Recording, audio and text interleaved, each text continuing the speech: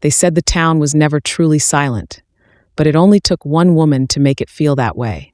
Ruth Holloway walked its narrow, dust-clogged streets in a black dress that seemed older than she was, hem brushing the grit, veil falling low, shoulders stiff as the posts that lined the churchyard. Each step was steady, unhurried, like the march of a clock that had no need of time. The church bell tolled in the distance, its tone not joyous, not sorrowful, but heavy, almost resentful, as though tired of marking another death that seemed to circle always back to her. The townsfolk had other names for her, but none said them aloud. Widow suited her best. Not because she chose it, not because she asked for it, but because death had clung to her like a second skin, and no one could scrape it free. The women drew their children close as she passed, whispering prayers under their breath, though not the sort a preacher would approve of. The men tipped their hats, but their eyes never lingered. They watched her like one watches a storm, acknowledging it, but never daring to step into its path. And on the hill beyond the last row of cabins, where the earth sloped toward the horizon, 5 graves leaned in a crooked row. Grass pushed through the soil like fingers grasping for air, and stones bore names already worn soft by weather, though the memory behind them was sharper than a knife. Each one was tied to her, bound not by scripture or law but by suspicion, whispers, and the sort of knowledge a town carries in silence. No court had condemned her. No sheriff had tied rope around her wrists. No preacher had dared accuse her from the pulpit. And yet everyone knew, or thought they did. Children were told stories of her when the nights grew long and coyotes prowled the edges of firelight. Don't look her in the eyes, mothers warned. Don't linger by the Holloway graves, or the widow will mark you next. In the minds of the young, she was not woman but shadow, not flesh but curse. Some swore they saw her in their dreams, standing at the foot of their beds with her veil drawn back, her eyes dark and bottomless. But Ruth Holloway did not dream. If she did, no one ever knew. She lived at the edge of town in a house that had grown as cold as she had, shutters drawn so tight that even sunlight seemed to hesitate before pressing its face against the wood. No smoke rose from her chimney unless she wanted it to. No laughter ever passed through its doors. Yet she walked among them, alive, untouched, carrying silence with her like a second veil. What unsettled them most was not what they knew, but what they couldn't prove. One husband dead could be called tragedy. 2 could be misfortune. But 5 stones all tied to one woman. 5 men who had gone from flesh to ash, from breath to whispers.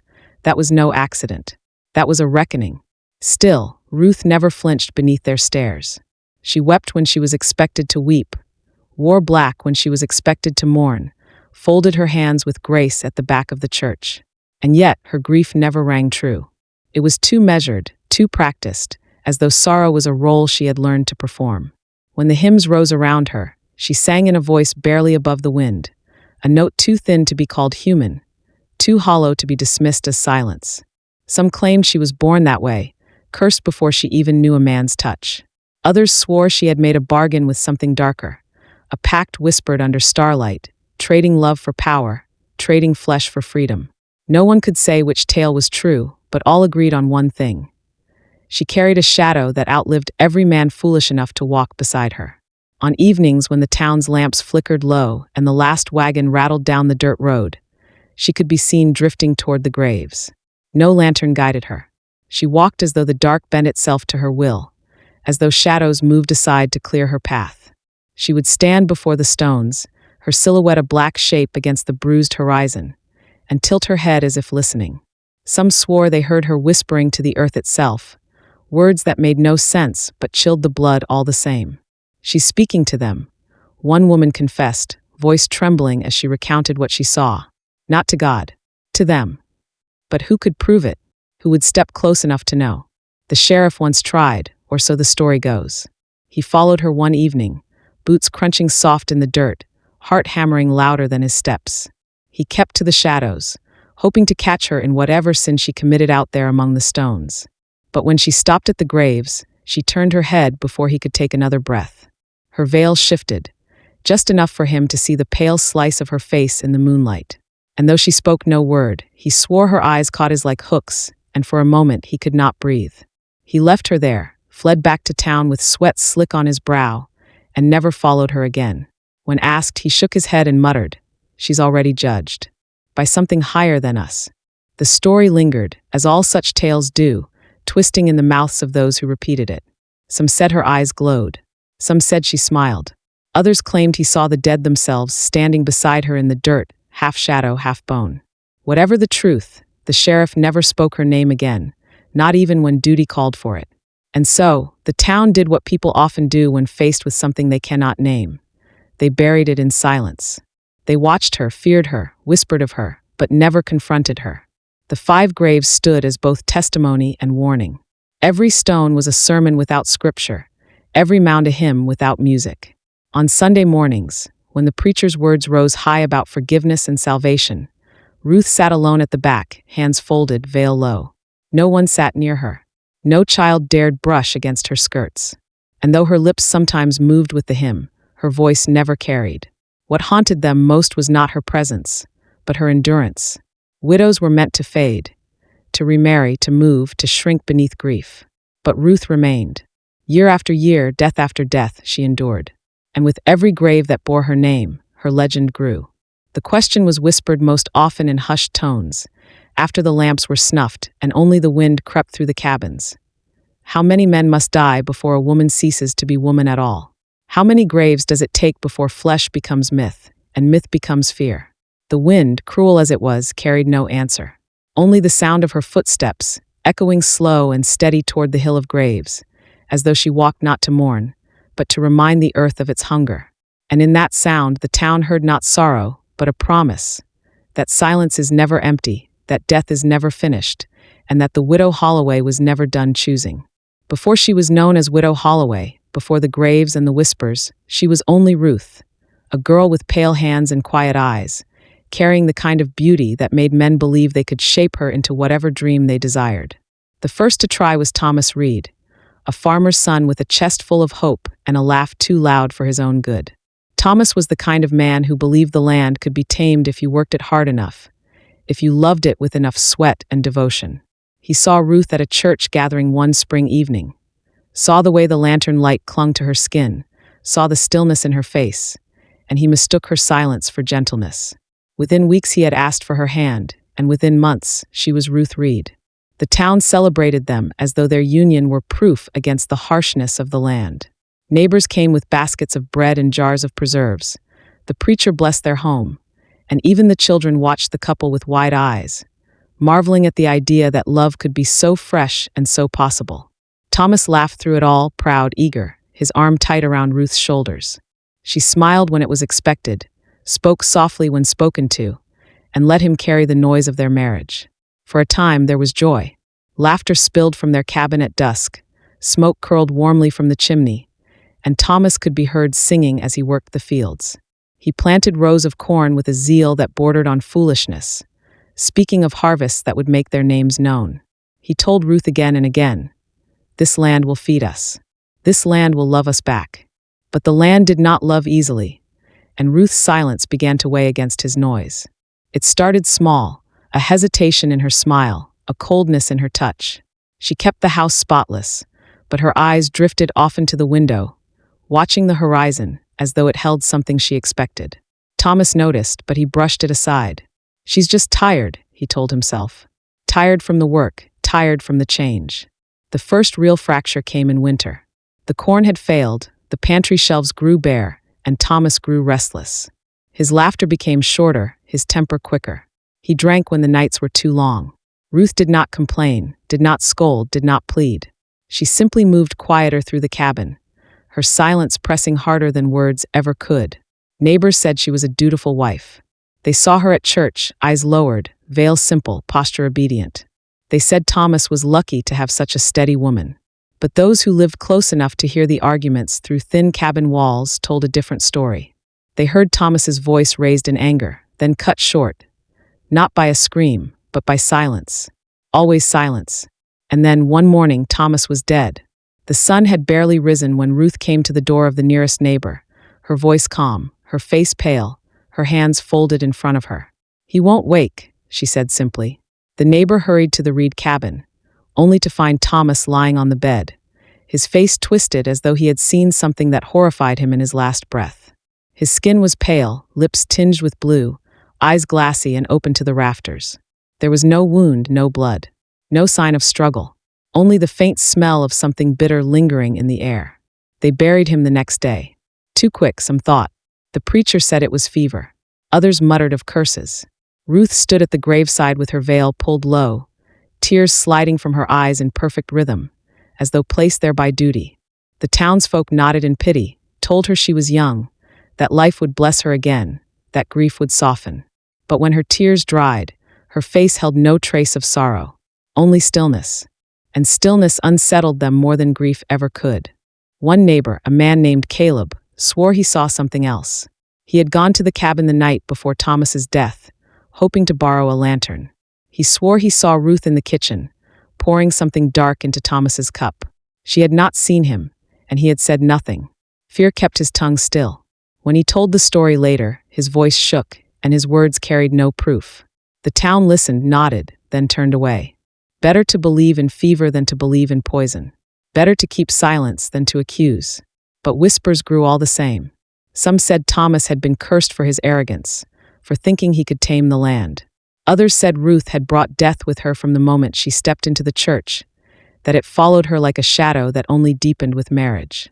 A few said nothing at all, choosing instead to cross the street when she passed, as though distance itself could guard them. Ruth herself spoke little after Thomas's death. She kept to the cabin, tended to the bare fields, moved with the precision of someone performing a ritual rather than living a life. Her black dress became her armor, her veil her shield. When the town offered help, she declined with soft words, neither rude nor kind, simply empty. What chilled them most was not her grief, but her composure.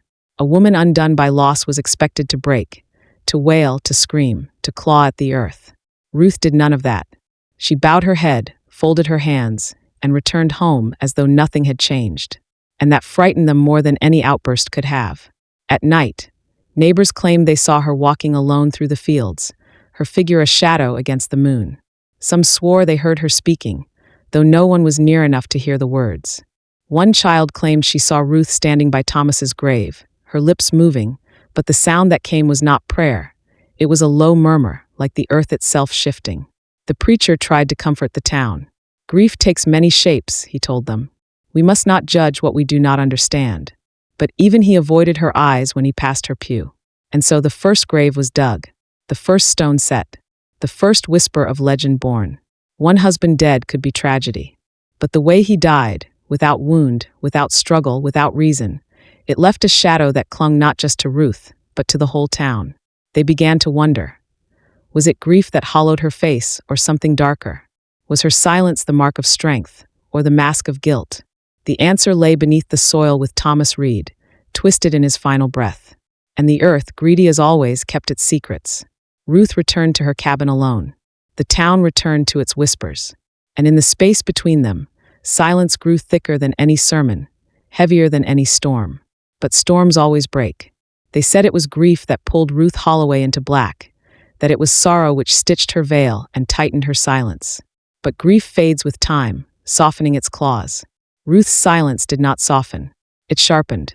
And silence in the frontier towns was dangerous. Months turned into a year, and Ruth remained alone in the cabin where Thomas Reed had once sung to the fields. The neighbors watched her from behind shutters, whispering about the widow in black who moved like a shadow through the fields, who prayed without words, who never smiled unless the preacher's eyes were on her. She was still young, too young to carry death as her companion. Suitors came, as they always do when beauty is paired with land. The one who won her hand was not a farmer, but a merchant. His name was Samuel Hargrove. He came with silver buttons on his coat and promises polished smooth by a salesman's tongue. He told Ruth that she deserved more than the lonely creak of an old cabin. He told her that a woman like her should live in comfort, with fine linens and a roof that did not leak. He admired her pale stillness, not knowing it was not shyness, but something else entirely. She listened to him speak, her face unreadable. The town said she agreed too quickly, that her mourning veil had barely gathered dust before she lifted it. But none dared confront her. The Holloway woman, now twice blessed and twice widowed, carried a kind of dread that few wished to provoke. Their wedding was quieter than her first, the church less full, the laughter restrained. Some came for curiosity, some for fear of what it might mean to refuse. Ruth walked down the aisle in black lace again, not white, a widow's veil for a bride's vow. Samuel smiled beside her, eager, greedy, thinking himself the one to tame her legend. But greed blinds. For all his promises of comfort, Samuel's charm soured quickly. Behind closed doors, he revealed a hand heavy with cruelty. The neighbors began to notice the changes. The way Ruth's sleeves grew longer, the way she walked slower, as if carrying pain in silence. Bruises bloomed beneath her dress like dark flowers, though she never spoke of them. She kept her posture straight, her eyes calm, as though daring anyone to question her suffering. Samuel, too, was a man of noise. He shouted at the fields, cursed the sky when trade went poorly, barked orders at Ruth as though she were a servant in his house rather than the mistress of it. His voice carried across the yard at night, while hers never rose above a whisper. The town pretended not to hear, though ears strained to catch the violence behind the walls. And then came the storm. It was late summer when the sky split itself open, rain lashing the land with a fury no man could harness. The wind tore shingles from roofs, the river swelled and roared against its banks. Neighbors huddled in their cabins, praying for mercy as thunder cracked like cannons. It was in that storm that Samuel Hargrove vanished. By dawn, the river carried his body like a broken branch, tossing him against the banks where the children found him.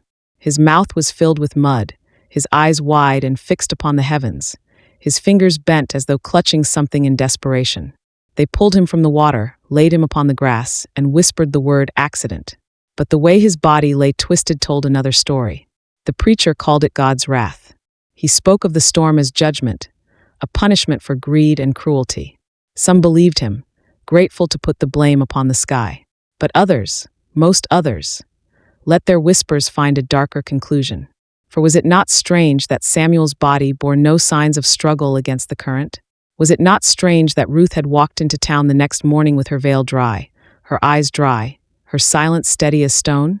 She stood at his grave as she had stood at Thomas Reed's, hands folded, face unreadable.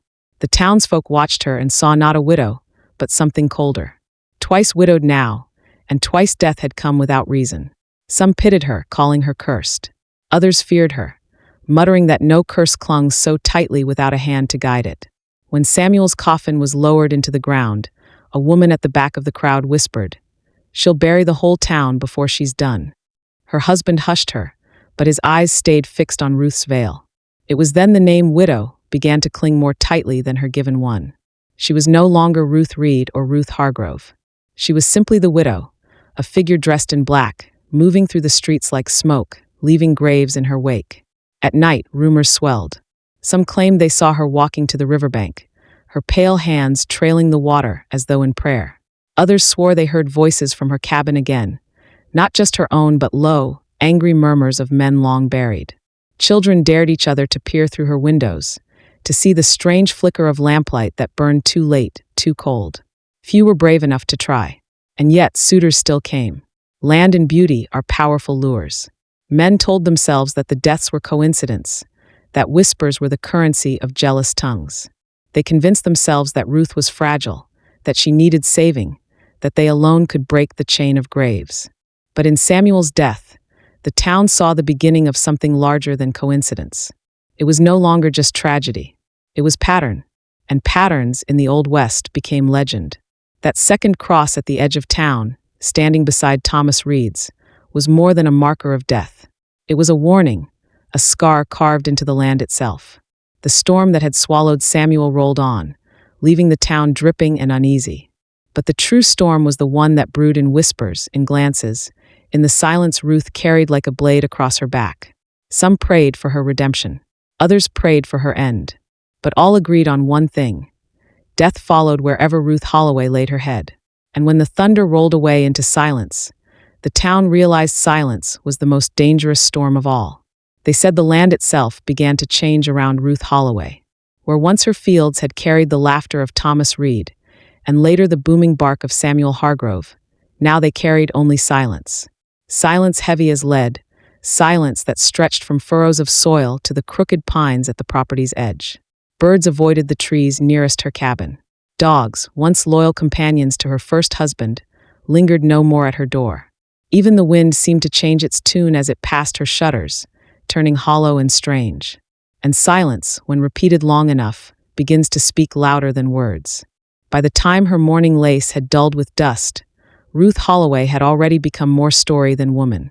Mothers whispered warnings to their children. Do not stare, do not linger near her fence, do not say her name after sundown. Men muttered her name with smirks in saloons, but those smirks were edged with unease, their jokes brittle as glass. The widow, that was all she was now. A name without warmth, a figure wrapped in black, a woman who buried husbands like seeds in her yard. Yet for all the whispers, men still came. Her land was valuable. Her face, pale, still, untouched by age, was beautiful in a way that unnerved even as it tempted. And men, blinded by greed or pride, convinced themselves they were different. They believed they could tame her silence, break the pattern, prove the town's suspicions wrong. They mistook danger for mystery, mistook shadow for softness. Her third husband was a lawman, Sheriff Elias Turner, a man of iron jaw and restless confidence. He courted Ruth with the swagger of one who believed himself above whispers. He wore his badge like armor and his revolver like a wedding ring. To him, Ruth was not a curse but a challenge, one he would conquer by the weight of his authority. For nearly a year, the town held its breath. Elias Turner lived. He walked with her to church, his hand resting on her arm like ownership. He spoke loudly in the saloon of how a woman's past did not dictate her future, of how fools believed in curses while men of law believed in evidence. He called Ruth misunderstood. And yet, within that same year, Elias Turner vanished. No body was ever found. Some said he rode out on patrol and never returned, ambushed by outlaws. Others whispered that Ruth's field swallowed him whole, that his badge still lay beneath her floorboards, glinting in the dark. She wept dutifully at the church steps, face pale and unmoving. No questions asked, no answers given. The town buried him without a body, laying down a third cross at the edge of the graveyard, the soil growing crowded with silence. But silence did not last long. Her fourth husband was a preacher, Reverend Isaac Hale, a man who saw Ruth as a lamb lost among wolves. He believed he could save her, baptize her in God's mercy, wash away the whispers that clung to her name. He courted her with scripture, with promises of heaven, with the kind of arrogance only faith can breed. She let him. She wore white for the first time since Thomas Reed, but the white was thin, as if the fabric itself resisted the attempt at purity. Within months, Reverend Hale was gone. His sermons stopped. His prayers left unanswered. The town whispered of poison, of shadows, of his body buried beneath her hearth. But again, there was no proof, no body, no sound beyond the silence Ruth carried.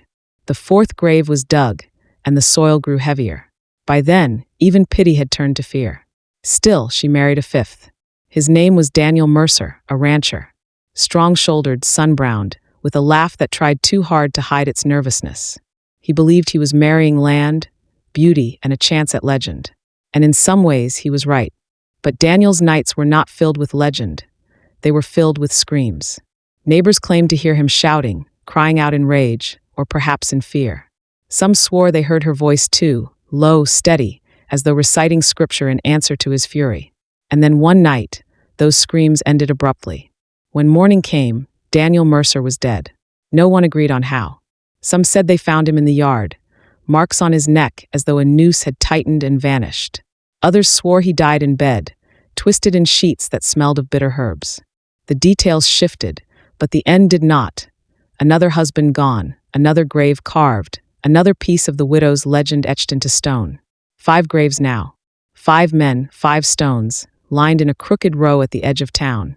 By the time the preacher spoke the words over Daniel's coffin, his voice was thin, trembling, as though even he no longer believed the soil could sanctify what it held. Few attended. No hymns were sung. No children dared approach. The graveyard had become hers, as surely as her cabin, as surely as her silence. And Ruth endured. She walked through the streets with her veil drawn, her posture straight, her eyes unreadable. Men tipped their hats from habit, not respect.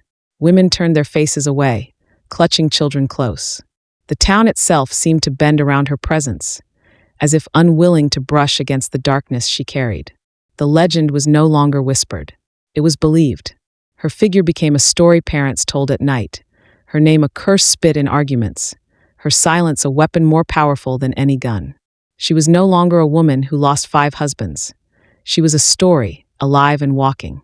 And stories, once born, cannot be buried. But the truth was harder to pin than whispers. Did Ruth kill them? Did fate curse her? Did men's greed doom themselves? No one knew. No one could prove. And yet the graves remained.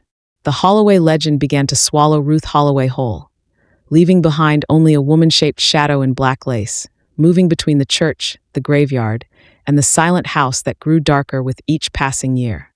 No one dared ask her why. No one dared call her what they feared. But they all thought it. Murderess. Widow. Witch. The words clung to her like smoke, and smoke always rises from fire, whether or not anyone saw the spark. The graves grew old, the whispers older, and the town began to wonder. If 5 crosses already lined the edge of the cemetery, how many more would rise before Ruth Holloway was done? And in that question, the silence grew heavier than any sermon, any hymn, any prayer. They said the Holloway home was not built by hands alone, but by shadows. Its timbers grown differently than other houses in town, as if the wood remembered more than it should. Its windows, though small, seemed to hold back more than light. They pressed against something unseen, some weight of silence that could not escape. Curtains remained drawn even in daylight, and the little smoke that rose from the chimney smelled wrong. Sharp, acrid, a bitterness that clung to the throat long after it faded. Children dared each other to run up and touch the door, but none lingered long enough to knock. Men who rode by in wagons swore the air grew colder as their wheels rattled past the fence. Women crossing themselves on the way to church quickened their pace when her roofline came into view. The Holloway home was not simply a house. It was an echo. Those who had stepped inside swore it was worse. The parlor, where Thomas Reed once carved a chair by hand, was always too dark. Candles burned down faster than they should have, their wax pooling wide as if the flame fought unseen drafts. The smell of herbs, sharp, bitter roots ground into powders, clung to every beam, seeping into dresses and coats so that even after leaving, visitors carried a trace of her house with them. The floors creaked, but not always underfoot. Some swore they heard footsteps above when the rooms were empty, or murmurs below when no cellar existed. Once, a neighbor who brought her a basket of bread claimed she heard men's voices in the walls, low, angry as though trapped. She never went back. Ruth herself did nothing to calm such fears. She lived as she always had, veil drawn, movements measured, eyes steady. But in her house, those eyes seemed different. The veil that concealed her in the streets was gone, and her face, pale as bone, lined not with age but with absence, was stark against the dark of her walls. She sat in silence, her hands folded in her lap, as if waiting for something unseen to speak first. Some said she kept journals, leather-bound books, spines cracked from use, pages filled with scripture that twisted in meaning, verses written over and over until the ink bled through. Words crossed out, replaced with darker ones. No one had seen them closely, but a visiting cousin swore she glimpsed one left open on a table. The words ashes and fire written again and again, until the page itself looked scorched. But journals were only rumor. What was real, what every visitor agreed upon, was the silence. It pressed against the ears, a silence so dense it seemed to swallow breath. One man, a merchant who came to collect payment for seed, claimed he could hear his own heartbeat louder than the ticking of the clock on the mantel. Another, a woman delivering cloth, swore she heard her own name whispered when she stood near the stairs, though Ruth had not opened her mouth. They said her house was alive with echoes of her husband's. The farmer, the merchant, the lawman, the preacher, the rancher, all of them gone, but none departed. Their voices clung to the boards, their tempers to the walls, their struggles to the air itself. Whether guilt, grief, or something darker kept them there, no one knew. But no one doubted their presence, and Ruth lived among it, as naturally as one lives among furniture or dust. Sometimes, on nights when the moon was thin and the town slept uneasily, neighbors swore they saw a flicker of light through her drawn curtains.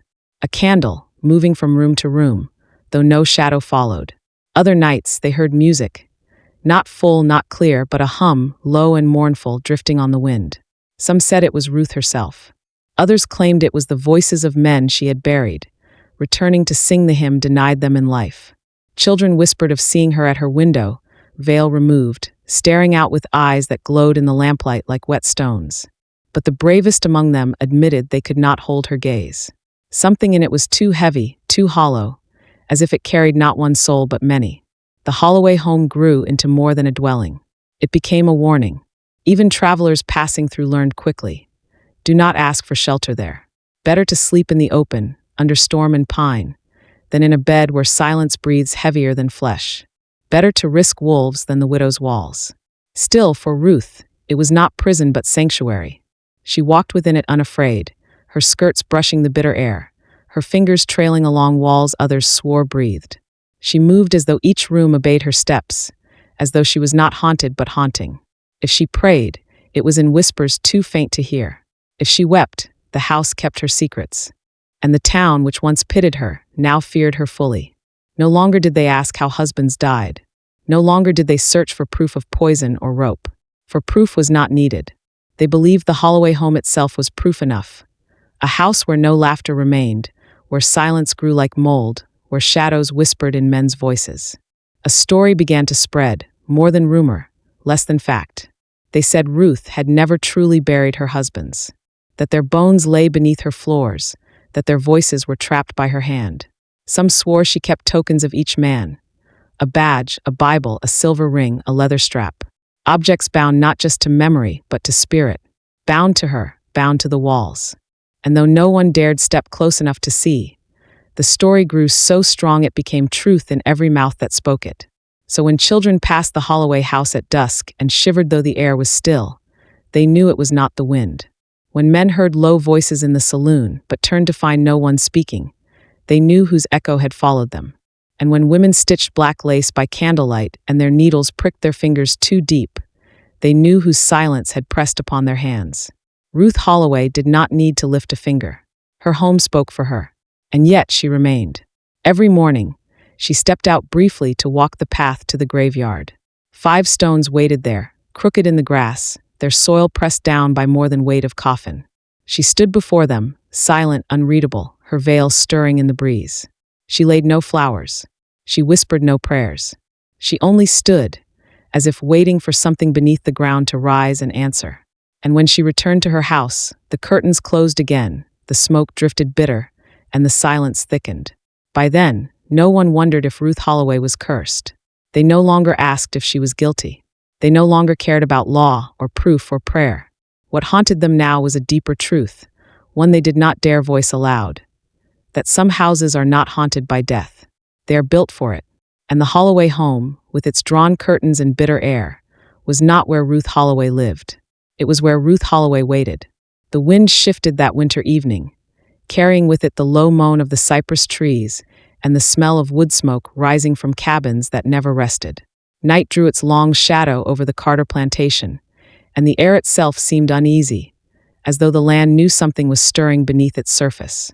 Sarah sat with her hands folded in her lap, the hem of her dress brushing the ashes that clung stubbornly to the earth near the slave quarters. She did not move. Her eyes were steady, watching the lane that wound through the trees and disappeared into the dusk. It had been weeks since she had first imagined him returning. Weeks since she had dreamed of boots striking hard against the packed clay road, the sound of a whip cutting through air, the echo of laughter that carried both cruelty and certainty. And now, whispers passed among the enslaved. He is coming back. The master's eldest son had ridden into town, and word spread like kindling fire that their father would soon return to the land he had ruled through fear for so many years.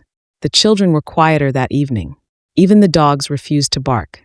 Sarah's youngest boy clutched her skirt and asked if the stories were true. She pressed her hand against his head and whispered only, "Hush now." Her voice was soft, but her grip was iron. No child needed to hear the weight of the truth, not when silence could hold them safe for one more night. The carriage came at dusk, wheels rattling against stones, lanterns swinging like restless eyes in the gloom. When it stopped before the great house, no cheer greeted it.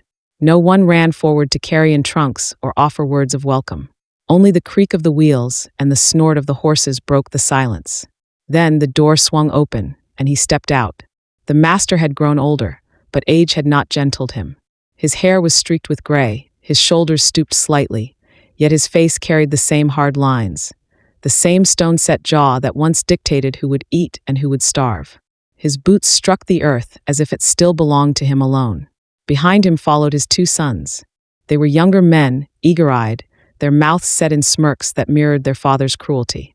The younger one carried a riding crop in his hand, snapping it idly against his thigh as though he could not wait to remind the quarters who held power here. From her seat by the cabins, Sarah did not bow.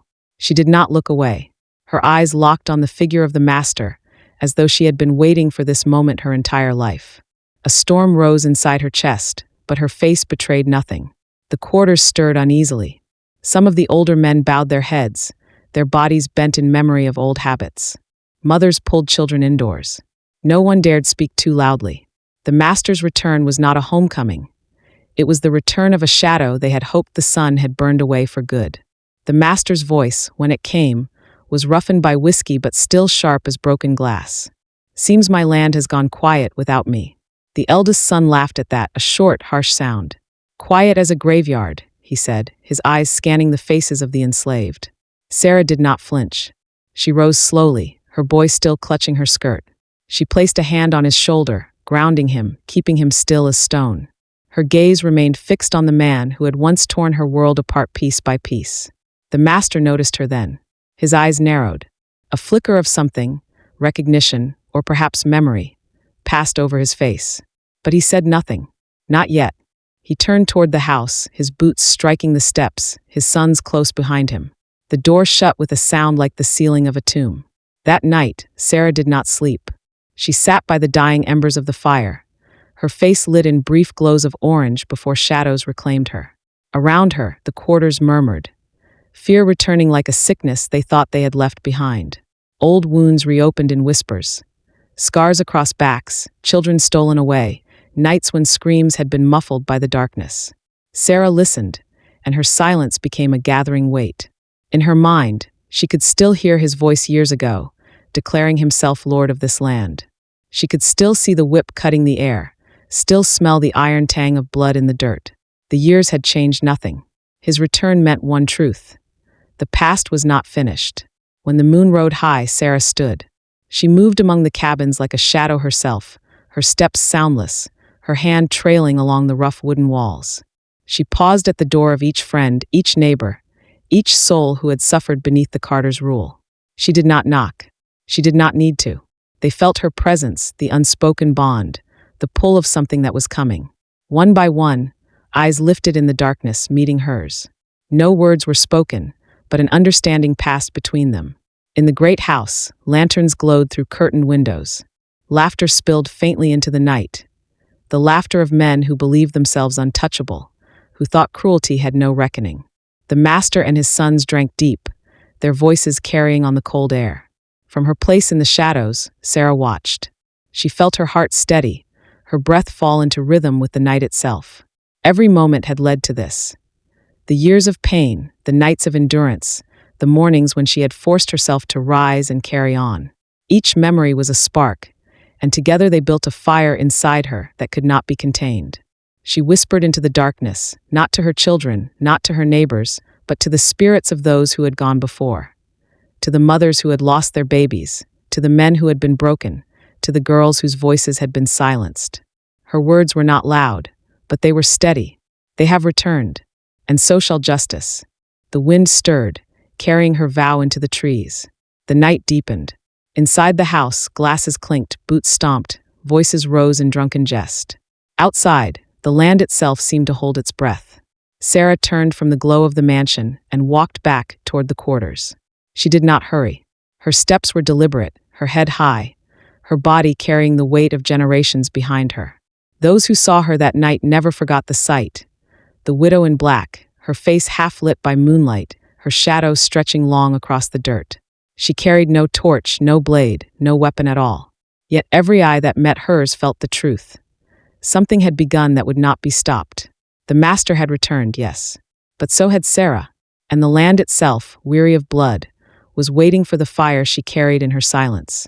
They called it Christmas Eve, though no one in the quarters felt holy breath in the air that night. Snow had not fallen, but frost clung to the edges of every window pane and silvered the fields until they glimmered faintly under moonlight. The great house shone like a beacon on the hill, its windows golden with firelight, its chimneys pouring smoke into the stars. Inside, The master and his sons feasted and drank as though they had conquered the world itself. Their voices rose in coarse laughter, and the smell of roasted meat carried through the frozen night. But down in the quarters, there was no feast, no laughter. Only silence. Mothers tucked their children close, too tightly, as if arms alone could protect them from what had come back into their lives. The older men sat with eyes cast down, remembering whips and chains. Sarah sat apart from them all, her children pressed close, but her gaze fixed on the glow of the mansion. She did not blink. She did not tremble. She only breathed, steady as a drumbeat. The hymn began low, so soft that at first even the wind seemed louder. A voice in the dark, rising from Sarah's lips. It was not a Christmas hymn, but something older, born of sorrow and endurance. It carried words that no master could understand, sounds passed down through generations that had survived ships, chains, and broken nights. Soon others joined her, voices weaving into hers until the quarters hummed with the sound of grief transformed into promise. The children stirred, clinging to their mother's skirts, sensing something greater moving through the night. Inside the house, the master raised his glass. His sons laughed at some crude jest, their cheeks flushed with drink. They heard nothing. They saw nothing. To them, the night was theirs alone, safe in their fortress of wood and wealth. But outside, Sarah rose. She carried a lantern in her hand, its flame small, unremarkable. Yet every eye followed it. She walked past the cabins, her figure cutting a dark silhouette against the moonlit frost. No one stopped her. No one spoke. Some bowed their heads, some wept silently, but none tried to hold her back. They knew. Somehow they had always known. The path to the great house was long, but Sarah did not hurry. Her children followed at a distance until a neighbor pulled them back, holding them safe as she climbed the hill. The lantern's light flickered against her face, showing her eyes calm, unblinking, filled with something terrible and holy all at once. When she reached the porch, she did not knock. She stood in the glow of the windows, listening to the laughter inside. Her hand trembled only once as she set the lantern down upon the wooden boards. Then she turned, stepped back into the yard, and whispered a prayer. The fire caught fast, hungry as if it had been waiting. Flames licked the walls, climbed the porch posts, devoured the dry wood with a crackling roar. At first the men inside thought it was only the hearth spitting sparks, only a trick of drink and smoke. But when the younger son opened the door, the breath of fire rushed in, and his face turned pale with disbelief. The night exploded with sound. The screams of men trapped in their own fortress, the crash of chairs, the shatter of glass as they tried to flee. But the fire was faster. It roared through the halls, swallowing curtains, devouring beams, turning wealth into ash. The master's voice bellowed commands, curses, pleas. The sons shouted for help, their laughter now twisted into shrieks. But no help came. The quarters did not move. No one ran up the hill. No one dared. They stood in the frost, their eyes fixed on the inferno, their ears ringing with the sound of Sarah's hymn still rising through the flames. Sarah did not watch with triumph. She did not raise her hands or shout her victory. She stood apart, her face lit by fire, her eyes reflecting the blaze that ate the house. Her lips moved with the hymn, steady, unwavering, as the roof caved and sparks leapt into the winter sky. One of the sons burst through a window, his body a tangle of blood and glass, his clothes aflame. He fell to the ground screaming, rolling, clawing at the earth until silence took him. The other beat against the door until it gave way, only to be pulled back into the fire as the beams collapsed. And the master, some swore they saw him at the window, his face pressed against the glass, his mouth forming words lost to the roar. Others said they heard his voice cursing Sarah's name, damning her even as the flames took him. But in truth, no one knows his final word, only that his shadow was swallowed and never seen again. The fire burned until dawn. By then, the great house was nothing but a blackened skeleton. Its proud pillars collapsed into heaps of glowing coal.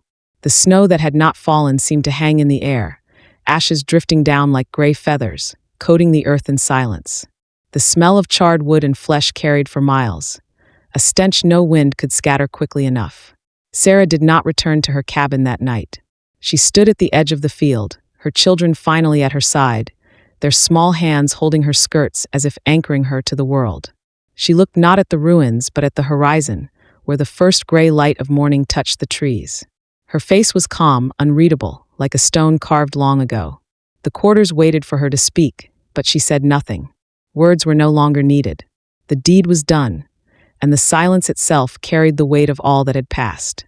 When the sheriff rode out the next day, he found only ashes.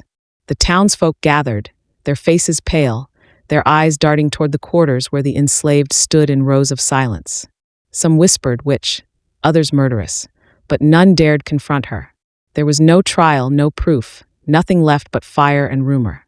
The law demanded evidence, and the fire had devoured it all. Sarah was never taken in chains. She was never questioned. She was never touched again by the hands of law or master. Some said the sheriff was afraid, others that he too saw something in her face that made him turn away. Whatever the truth, Sarah walked free. But she did not laugh. She did not boast. She carried the silence of the flames like a cloak, and no one ever saw her smile again. For years afterward, when the wind rose on cold nights, people swore they could still hear her hymn, low, steady, carried across the fields where the house had once stood. Travelers said they saw her shadow on the hill, a woman in black lace, her lantern burning though no flame touched it. Children were warned never to wander near the ruins, never to play among the stones, for the widow of fire still walked there. And always, the 5 graves remained at the edge of town, crooked, weathered, their stones blackened by smoke. They stood like sentinels, marking not just the end of 5 men, but the beginning of a legend that no one could bury. The house was gone, but Sarah remained. She lived on in whispers, in the silence after laughter, in the hush that fell when a lantern flickered in the night. Some said she was cursed, others that she was chosen. But all agreed on one thing. When the widow of fire walked the land, justice came with her, cloaked in ash and flame. They said the land never forgot her. Long after the fire died, long after the house rotted into nothing more than blackened stone and weeds, her name still clung to the air like smoke that refused to clear. Ruth Holloway, the widow, the poisoner, the witch of ashes. To some, she was a cautionary tale whispered to children at night. To others, she was a ghost, a shadow walking still among the pines. To all, she was something more than flesh and blood. Because though the men who laughed at her, married her, beat her, and buried her were gone, she endured. She always endured. Travelers told the earliest tales. A ranch hand swore that while crossing the ridge one twilight, he saw a woman in black standing by the graves, her veil shifting in the wind though no breeze touched it. He blinked and she was gone. A peddler said that on a December night, while camped on the edge of the woods, he heard a hymn rise through the trees, low, mournful, the kind of song that made the hairs lift on the back of his neck. He thought it the wind at first. Then he swore he heard words, the name of God twisted into something older, heavier, something that belonged not to heaven but to the earth itself. He packed his goods before dawn and swore never to pass that way again. And children, they learned her story before they ever learned their letters. They were told never to stray to the old graveyard after dusk, never to follow a lantern light through the trees, never to stop if they heard a woman calling their name. Because it was said Ruth Holloway had not burned in the fire. She had walked away from it, untouched, unbroken, carrying the silence of 5 graves with her. And she was always searching for another man, another fool, another stone to add to her row. Years passed. The town changed. New names came, old names faded. The great house was never rebuilt. No man wanted to lay claim to that land. Crops refused to grow near the charred soil. Livestock sickened when they grazed there. So the hill remained empty, a scar against the horizon, a reminder. The weeds grew high, the trees crept closer, until only the 5 gravestones jutted up like crooked teeth, yellowed and bent with age. But no one touched them. No one dared move them, or clean them, or even say a prayer beside them. To disturb those stones was to invite her shadow. That was the belief, and belief can be stronger than any chain of law. Sometimes the story softened. Old women at their stoves would tell it in hushed tones, saying Ruth was only a wife beaten too many times, driven to darkness by men who thought they could own her. They said the fire was not murder but deliverance, that she was not cursed but chosen, that she carried the wrath of every woman silenced, every wife broken, every child beaten. But in the same breath, others swore she was evil-born, that her heart had been black long before any man touched her, that she had made bargains in secret, that she had written scripture in her journals not from the Bible, but from something darker, something that spoke through her when no one else could hear. And so she became both, saint and sinner, Witch and widow, shadow and flame. The hymn endured. On nights when the wind pressed low against the grass and the moon hid behind clouds, people swore they heard it again, faint, as if coming from under the earth. A woman's voice, calm and steady, rising above silence. Some said it was only memory, the echo of old grief. Others left their lanterns burning all night, afraid of what silence might bring. The sheriff who once refused to arrest her died years later, old and gray, but in his final days he told his grandson that he still saw her at the edge of the woods. She never aged, he whispered. She only waited, watching, choosing. The boy never forgot those words, and he never walked near the graves after sundown. And what of her children? That was the question that gnawed at every telling. Some claimed they left the land, scattering west, their names changed, their bloodline carrying the shadow with it. Others swore they stayed, silent, never speaking of their mother's hymn, living plain lives while the legend towered above them. But no matter which version was told, the children were always left in silence, as if the story itself refused to let them go free. For the legend was not about them. It was about her, always her. Even now, when the pines groan in winter and the wind drags itself low across the earth, travelers who camp too close to that hill swear the air tastes of ash. They say they wake in the night to find a woman's figure standing near their fire, her veil pale as bone, her face hidden in shadow. Some claim she turns and vanishes. Others swear she lifts her veil, and though no one agrees on what they saw beneath it, not one of them ever returned to the land again. The stones remain. 5 of them. No one tends them. No one dares. They lean now, swallowed by grass, their names blurred by weather. But if you kneel in daylight, you can still trace the letters. Holloway, Holloway, Holloway. Each one a scar carved into earth. Each one a whisper of what men thought they owned, what they thought they could control. And so the story is told again and again, around fires, in taverns, whispered to children to keep them from straying at night. They called her a widow, but she was more than that. They called her cursed, but curses end. Ruth Holloway did not end. She burned her house and her name into the land, and the hymn of her sorrow still drifts when the wind turns cold. Some say she is still out there, her lantern glowing faint through the trees. Some say she has already chosen her next grave, and it waits, empty, beside the other 5. This is how legends live. Not in books, not in law, but in the silence that follows a name. Ruth Holloway's silence is heavy still. It drifts in ash. It clings in smoke. It sings in the voice of a widow who never stopped walking. And when the wind carries that hymn across the fields, low and mournful, you would be wise to turn away, because it means the widow is near, and she is still choosing.